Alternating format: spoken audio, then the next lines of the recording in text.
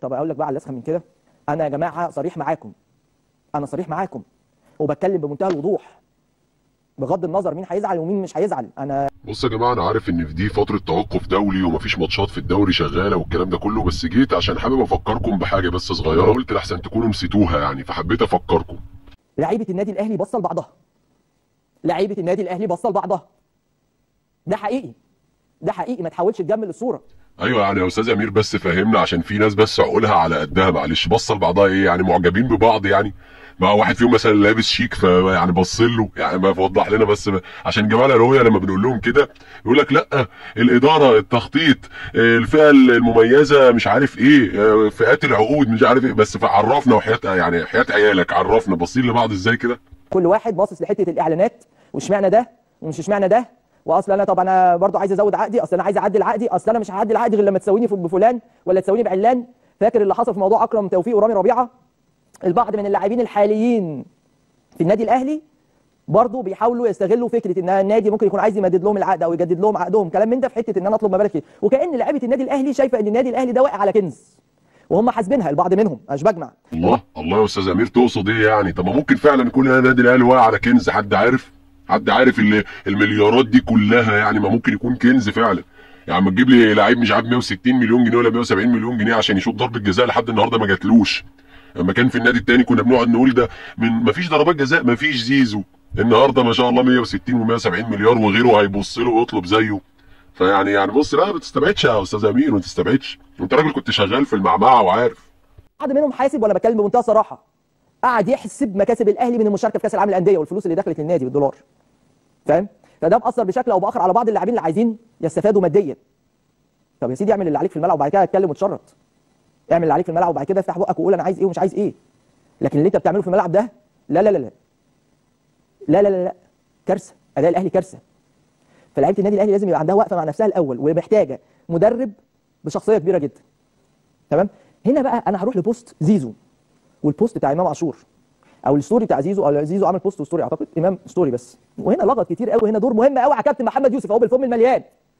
كلام زيزو كلام عادي حلو مقبول، ما فيهوش اي مشكله يا جمهور الاهلي العظيم او جماهير الاهلي العظيمه.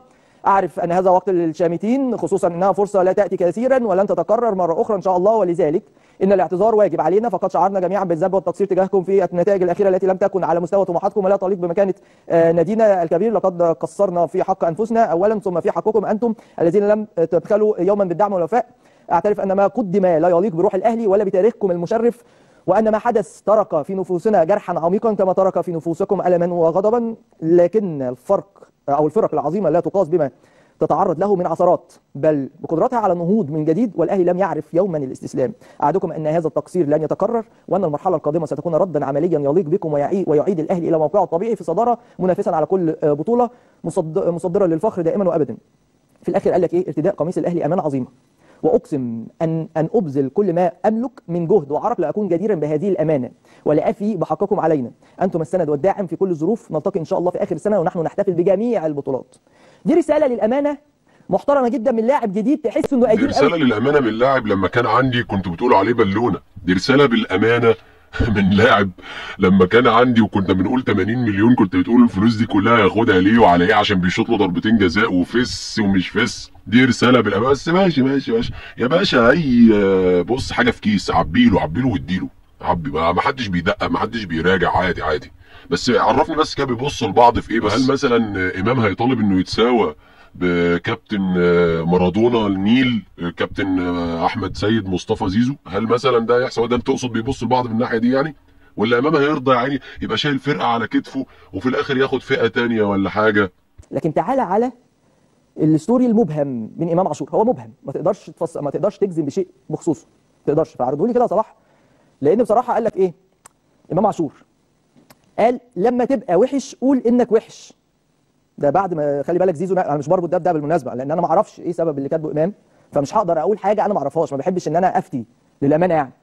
بس البعض ربط شويه لان ده كان بعد زيزو، فقال لك ايه امام؟ قال لك لما تبقى وحش قول انك وحش، لكن لما تبقى كويس سيب الناس هي اللي تقول عليك ده كويس، لكن ما تقولش رايك في نفسك. انا للامانه مش فاهمها قوي يعني، مش او خليني اقول لك بمنتهى الوضوح اكتر. ايه ده؟ لا لا يا عم امام اهدى بس شويه، اهدى بلا وحش بلا، انت تقصد ايه؟ تقصد ان ال 170 مليون اترموا في الارض يعني، وان الراجل بقى له كام ماتش ما فيش اي حاجه في اي حاجه؟ تقصد ايه؟ ولا عشان ما فيش بضربات جزاء ولا حاجه؟ تقصد ايه يا عم؟ اهدى يا عم امام، اهدى اهدى، ده انت هيعدلوك، هيخلوك في الفئه المميزه جدا، مميزه فشخ. ممكن تطلب انت 200 300 مليون عادي يعني. الاستاذ امير بيقول لك ايه يعني، هو الناس بتتعامل على سن واقع على كنز؟ انت شكلك عندك معلومه، امام انت وامير والناس دي، وبتضحكوا علينا، شكلكم عندكم معلومه. انا مش قادر افهم ايه قصد امام، يعني ما اعرفش ايه المقصود من امام، عشان كده مش هستنتج. بس فكره ان انا اكتب رساله مبهمه على السوشيال ميديا، مع كامل احترامي وتقديري لامام عاشور، هي بتخلق نوع من انواع الجدل، وبتدي فرصه لناس كتير جدا تتكلم. فانا هنا بقى طالب الكابتن محمد يوسف بالفم المليان اهو، ان انت لازم توقف مثل هذه الرسائل المبهمه. بتكلم على رسائل امام عاشور مش رسائل زيزو، لان زيزو رسالته واضحه ما فيهاش مشكله، لا يلام عليها ابدا زيزو، لكن رساله امام مبهمه شويه. فلازم على الكابتن محمد يوسف، بما انه مدير رياضي واكيد قائم باعمال مدير كوره، او موجود على الدكه معاه، فموجود في اوضه اللبس مع اللعيبه، لازم الكابتن محمد يوسف يوقف الحاجات اللي زي دي. لازم يكون هنا في قرار قوي من الكابتن محمد يوسف في مثل هذه الامور، ولازم يكون في تعامل بمنتهى الحزم بشكل اكبر من الكابتن محمد يوسف. بتكلم بمنتهى الوضوح، لان دي نقطه غايه في الاهميه. مع النجوم دي لازم تبقى دايما مصحصح معاهم، مركز معاهم، حازم في التعامل معاهم. فدي نقطه مهمه. ده بخصوص الاهلي وكل تفاصيله. والله اللي يقرا الكلام او يشوف الكلام في البدايه كده ممكن يقول لا يا عم مش قاصدين بعض، واحد بيتمحلس للناس، وواحد تاني بيقول حاجات مش في سياقها خالص، اي كلام وخلاص يعني، ممكن تقول كده. بس الفكره ان لما تقع مثلا في شر اعمالك، او لما تقع في حاجه مثلا انت عمال تدعي ان انت جامد فيها، تبص ان تلاقيك لا عادي واقل من العادي. يعني اللي اثبت ان في مشكله وفي ازمه هو رد فعل النادي نفسه. البيان اللي طلع بعد ما يقول لك ايه، مش عارف كابتن مين يوقع عقوبه على الاثنين، وقع عقوبه على الاثنين. ما اعرفش ان كان ده بيان حقيقي، ان كان حقيقي فدي كارثه، وان كان مش حقيقي فهو المشكله حقيقيه وموجوده. مفيش دخان من غير نار، اكيد المشكله اثيرت او الناس اتكلمت فيها جوه النادي، فبناء عليه طلعت اخبار عن ان في بيانات هتطلع. فده يدل على ايه؟ يدل على انت اصلا نوهت او لفتت انتباه الناس ان في مشكله بين الاثنين، وانهم منافسين من بعض، وانهم بيبصوا لبعض، وان في واحد فيهم عايز يتقارن بالتاني او ياخد اكتر منه. فانا بقى حرفيا مش عارف اقول لك ايه، لان انت الحمد لله ان في فيروس مشي من عندنا الحمد لله، واتمنى لك يعني ان انت تعرف تتاقلم مع الفيروس ده وهو عندك. بس تتاقلم، بس اتمنى لك ان انت تعرف تتاقلم، لانه هيسبب لك صداع ووجع دماغ كتير على فترات كبيره، لان انت متعاقد معاه مش يومين ولا ثلاثه، دي سنين. فيا عم ماشي، عيش يا عم شويه على قفا لعيبه الزمالك، عيش وروح هات مدرب الزمالك، وبص عيش كل ما نرمي حد، او كل مش حد يمشي من عندنا او يسيبنا او نسيبه، تجري انت عليه، مفيش مشكله. وتيجي تقول لي اصل بطولات وقرن ومش قرن والحوارات دي. ماشي يا عم ماشي، نتقابل يا عم ان شاء الله في حديقه الحيوان بالقرون اللي احنا عمالين نقولها. يا عم عادي يا عم عادي، انت بتعرفش تعتمد على نفسك، ما بتعرفش تجتهد. يا عم السلام عليكم.